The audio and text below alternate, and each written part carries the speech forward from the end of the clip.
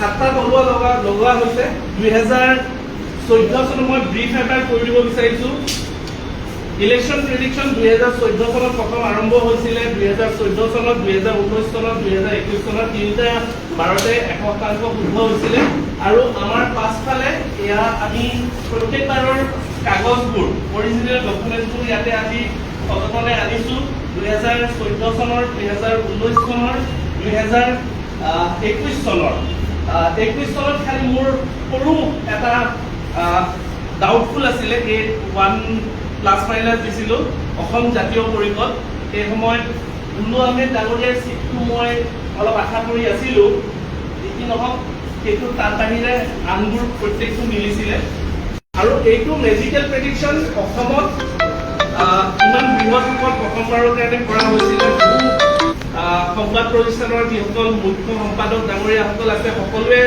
বহুখিনি সহযোগ কৰিছে সংবাদ কৰ্মীসকলে সহযোগ কৰিছে দলৰ প্ৰত্যেকটো দলৰ যিসকল শীৰ্ষাসন নেতৃত্ব আছে তেওঁলোকেও দিছে প্ৰত্যেকটো দলৰ আৰু ইলেকশ্যন প্ৰেডিকশ্যন কেৱল এতিয়া অকল এটা প্ৰেডিকশ্যন হৈ থকা নাই ইলেকশ্যন প্ৰেডিকশ্যন আমাৰ ভাল লাগিছে কিয় আমি প্ৰত্যেকজন কেণ্ডিডেটক প্ৰায়বোৰ কেণ্ডিডেটক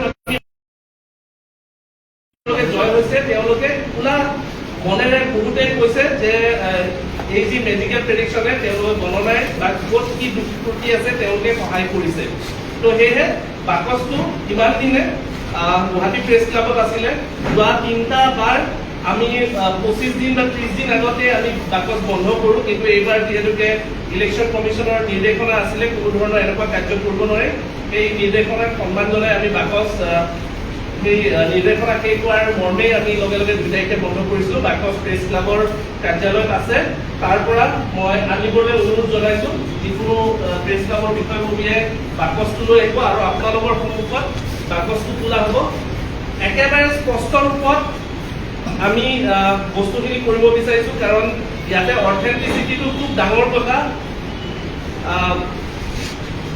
যিকোনো মেণ্টেলিজম মেজিক বা প্ৰেডিকশ্যন মেজিক বা যিকোনো মাইণ্ড ৰিডিং মেজিকত অথেণ্টিচিটিটো খুব ডাঙৰ কথা সেয়েহে আমি সকলোবোৰ একেবাৰে স্পষ্ট ৰূপত কোনো টেম্পাৰিং যাতে নহয় আপোনালোকে চেক কৰিব পাৰে তলাসমূহত যিসকলৰ স্বাক্ষৰ আছে তেওঁলোকে ভেৰিফাই কৰিব পাৰে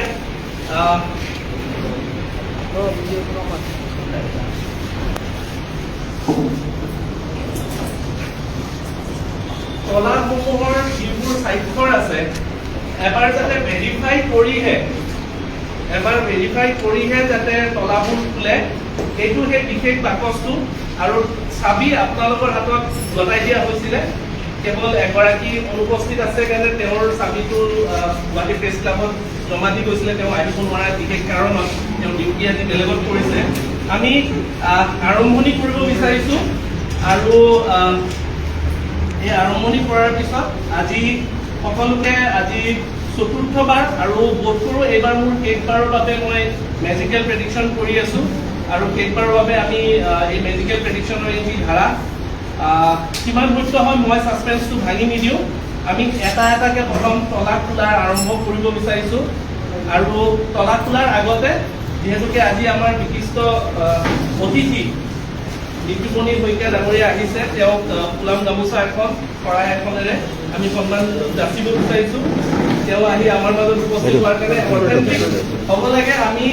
এজন জ্যেষ্ঠ ব্যক্তিৰ অথেণ্টিচিটি ৰখাটো খুব দৰকাৰ হয় প্ৰত্যেকবাৰে আমাক কোনোবা নহয় কোনোবা আহে প্ৰণয় বৰদলৈ ডাঙৰীয়াৰ পৰা প্ৰশান্ত ৰাজগুৰু ডাঙৰীয়াৰ পৰা 14 চনত আপুনিও আছিলে তো এইখিনি আৰম্ভ কৰিছে আৰু সেয়েহে আজি তেখেতক আমি এইখিনি সময় দিয়াৰ বাবে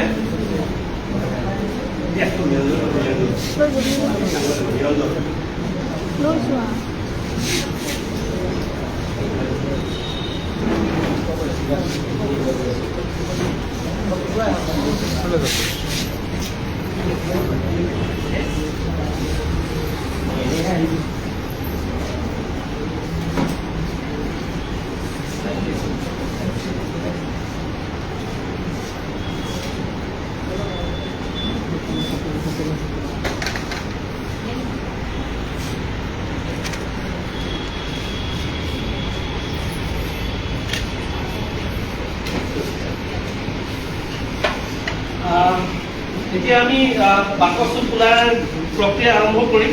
সেয়েহে প্ৰথম তলাটো চিন্ময়দাৰ আছে, চিন্ময়দাৰ তাতে আছিলে চাবি, আৰু চিন্ময়দাৰ আজি প্ৰথম তলাটো কৰিব। চিন্ময়দাৰ মোৰ কাৰণে বিৰাটে লাগি, মোৰ গোটেই কেৰিয়াৰটোৰ কাৰণে লাগি এই গুৱাহাটী প্ৰেছ ক্লাবতে প্ৰথম যিখন সংবাদ মাধ্যমত অসমীয়া প্ৰতিদিনত যিখন ফটো আহিছিলে, সেই ফটোখন মই ইতিমধ্যে কৈছোঁ চিন্ময়দাৰ কেমেৰাৰ লেন্সৰ মাজেৰে আহিছে।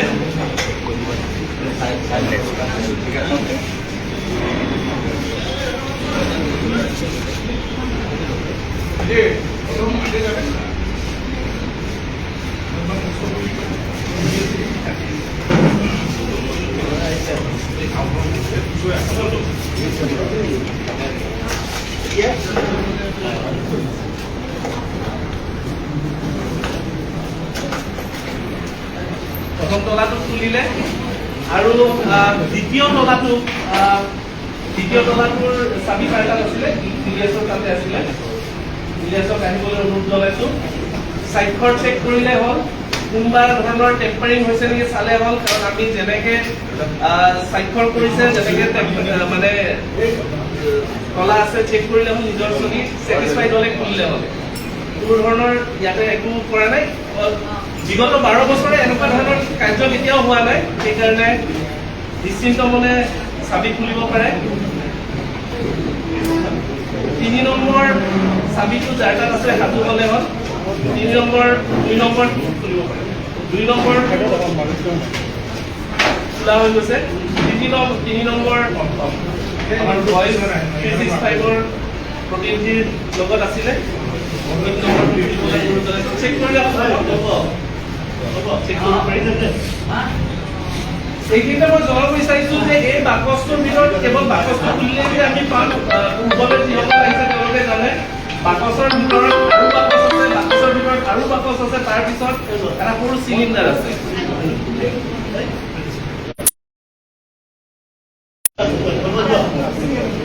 প্ৰাগ নিউজৰ প্ৰতিনিধিৰ হাতত 4 নম্বৰৰ চাবিটো আছিলে। চহীটো এবাৰ চেক কৰি ল'ব। চহী চেক কৰি চহী হয়নে?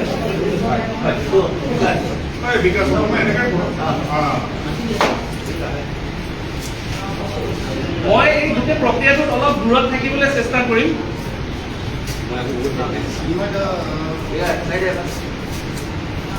অধিকাৰীয়ে বহুত বেছি মাৰিছিলে, বেছিকে মাৰিছিলে যাতে কোনো ধৰণৰ একো হেৰি নহয়।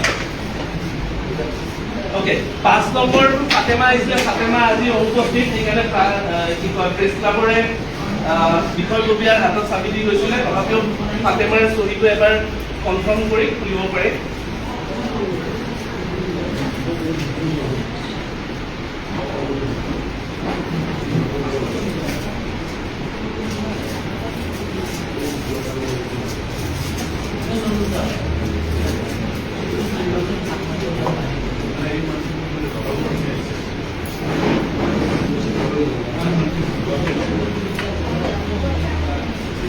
ছয় নম্বৰ তলাটো চাবি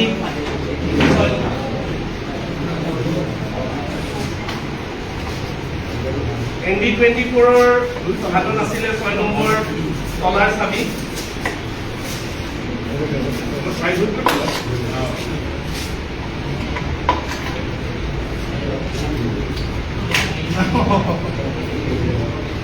শেষৰ তলাটোৰ চাবি আছিলে আসাম লাইভ 24।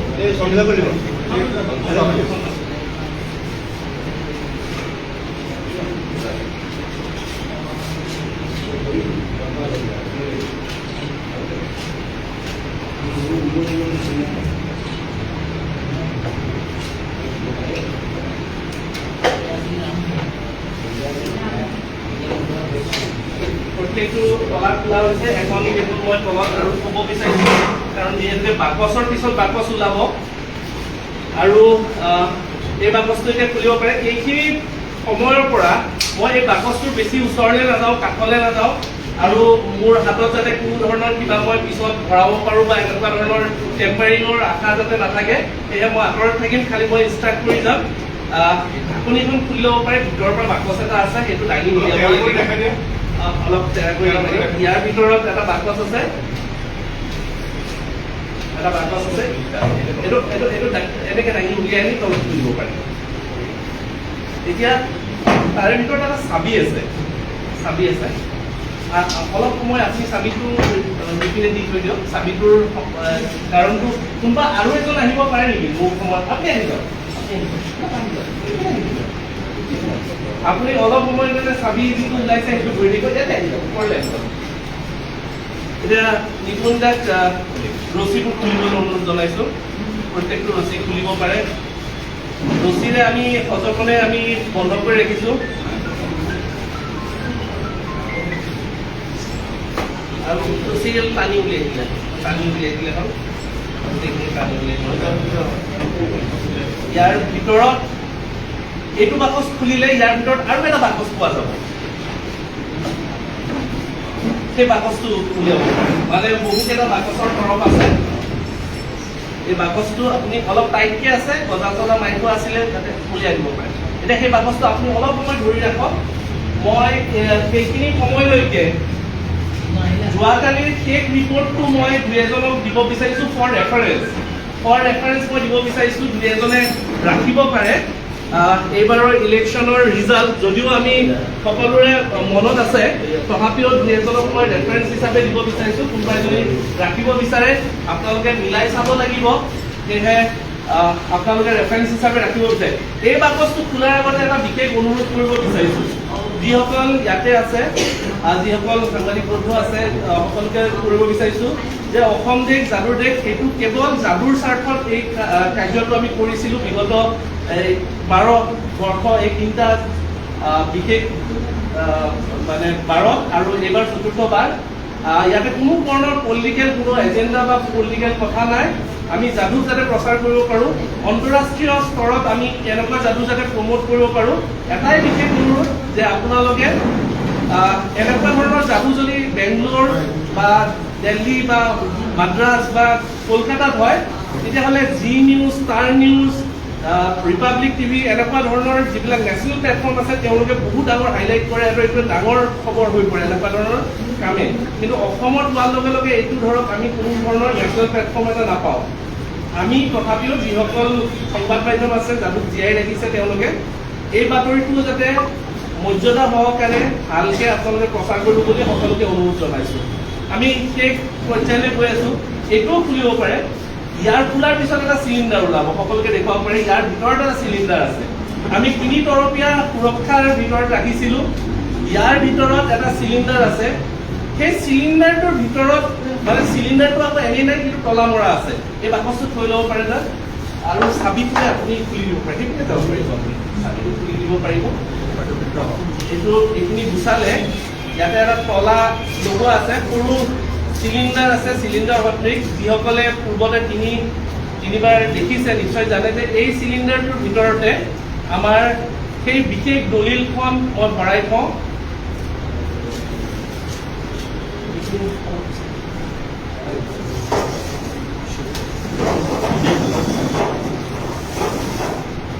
তলাটো খুলিব পাৰে। মই ওচৰলৈ নাযাওঁ।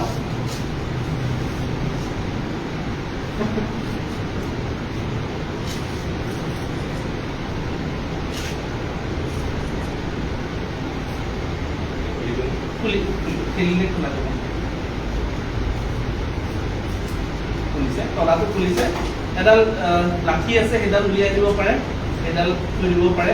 ইয়াৰ ওপৰত কেপটো আছে, কেপটো এতিয়া দেখুৱাব পাৰে। ভিতৰত দলিলখন আছে, ইয়াৰ ভিতৰত সেই বিশেষ দলিলখন আছে আৰু ৰেফাৰেঞ্চ মই আপোনালোকক দি থৈছোঁ। ইতিমধ্যে সকলোৰে মোবাইলত আছে। আৰু কি হৈছে জানো, এইডাল চেকনা আছে, উলিয়াব পাৰিব, ধৰি পিনে উলিয়াই দিব পাৰিব, সকলোকে দেখুৱাই দিব পাৰে যে এইখন সেই বিশেষ দলিলখন। সেই দলিলখন ওলাইছে। আমি 3 তৰফীয়া মানে নিৰাপত্তাৰ মাজত আমি ৰাখিছিলোঁ। শেষত চিলিণ্ডাৰ এটাৰ ভিতৰত তলা মৰা আছিলে। এতিয়া দলিলখন লাহে লাহে আপুনি খুলিব পাৰে আৰু লাহে লাহে দলিলখন খুলি আপুনিয়ে পঢ়ি শুনাব পাৰে ৰিজাল্টটো, আৰু যাতে ৰিজাল্টটো এইবাৰ মোৰ মিলিল নে নিমিলিল, কিমান শতাংশ মিলিল সেইটো সিদ্ধান্ত আপোনালোকে ল'ব।